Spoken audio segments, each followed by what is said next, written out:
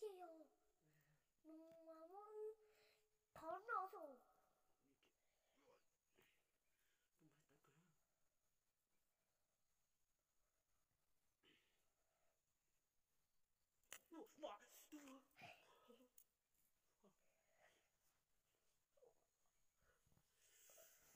Con phải lấy nó rồi.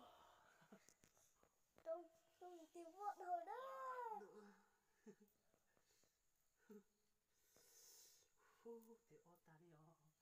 Để o ta đi nữa. Thì sao đi ta đi đó.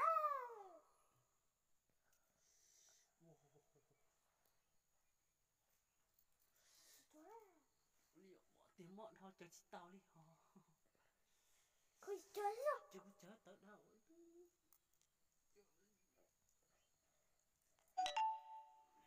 Quậy tu quậy.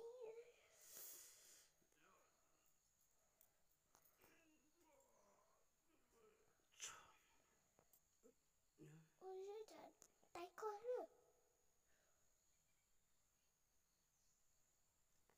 Chốt. Nó tao đi. Chọn nữa con chó đi hả? Chó đi sớm chú chó ở con này.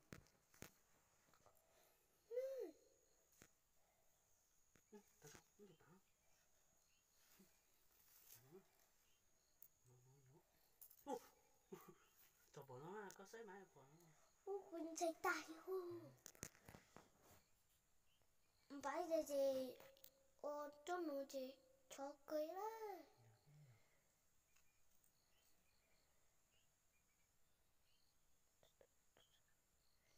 Này. Gì vậy? Đó à. Tao. Có khi trong nó thế chó nó. Nó nè, đi chơi gì đó. Có ít gì. Đúng bao này. Chị bao. Đúng sao đấy á chưa?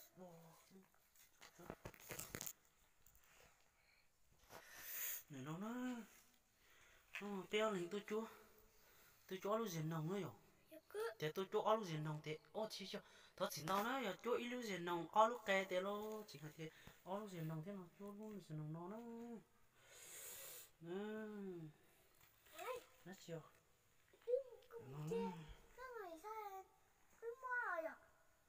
lúc chỉ sau rồi lúc chỉ sau nó thì sau nó lọt thôi ít chẳng nông lọt to lọt thôi mù xuống cái gì nó là chỉ biết cho tài nó bây giờ mù nó bãi tay tê sát hao đi ô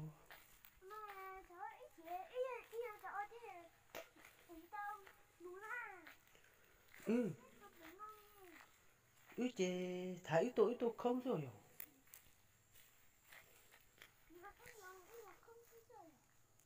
nó đi ha